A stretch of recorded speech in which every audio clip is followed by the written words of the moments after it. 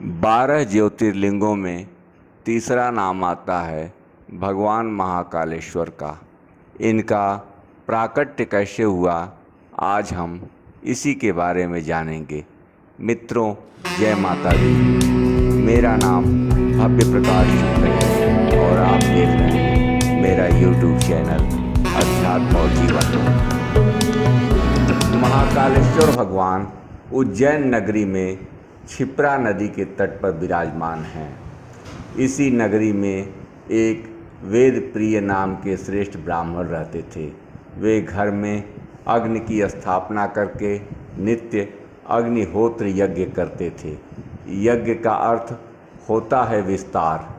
अग्निकुंड में जो वस्तु अर्पित की जाती है, अग्नि भगवान उसका विस्तार करके सारे वातावरण में फैलाते हैं। अपने विस्तार का ही अर्थ यज्ञ है। अपने गुणों विचारों का निस्वार्थ भाव से समाज में विस्तार करना ही सच्चे अर्थों में यज्ञ होता है।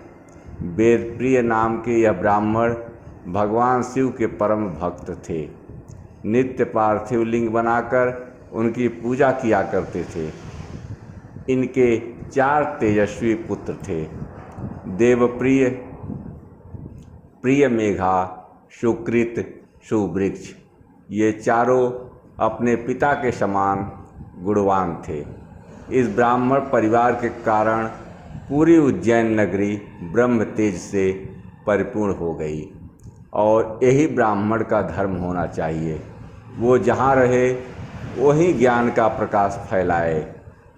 उसी समय रत्नमाल पर्वत पर दूषण नाम का एक धर्मद्वेषी दैत्य रहता था।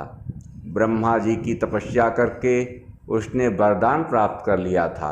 वरदान से शक्ति पाकर उसने वेद, धर्म और धर्मात्माओं पर आक्रमण कर दिया। उसने सुना कि उज्जैन नगरी के ब्राह्मण बौद्ध धर्म का विस्तार कर रहे हैं, तो उसने सेना लेकर उज्जैन पर चढ़ाई कर दी। चारों ओर से उज्जैन को घेर दिया गया, पर वे शिव विश्वासी ब्राह्मण डरे नहीं। समस्त ब्राह्मण भाग भाग कर वेदप्रिय के घर इकट्ठा हुए। वेदप्रिय ने कहा, डरो नहीं, भगवान शंकर पर भरोसा रखो। वे सब बैठकर भगवान शिव का ध्यान करने लगे और उन्हें पुकारने लगे। दूसरे दैत्य ने ब्राह्मणों को पूजा करते देखा तो सैनिकों से कहा, इनका वध कर दो। और ज्यों ही राक्षसों ने उन ब्राह्मणों को मारना चाहा, त्यों ही उस पार्थिव लिंग जिसकी वो ब्राह्मण पूजा कर रहे थे, उसकी जगह पर एक बड़ा सा गड्ढा प्रकट हो गया और उस गड्ढे से विकट रूपधारी भगवान शंकर प्रकट हुए। वे महाकाल के नाम से विख्यात हुए। भगवान शिव ने दैत्यों से कहा, तुम्हारे जैसे दुष्टों के लिए मैं महाकाल बनकर प्रकट हुआ हूँ। वेद प्रिय जैसे भक्तों की रक्षा मेरी जिम्मेदारी है। और भगवान शंकर ने हुंकार मात्र से सेना सहित दूषण का वध कर दिया। आकाश से फूलों की वर्षा हुई।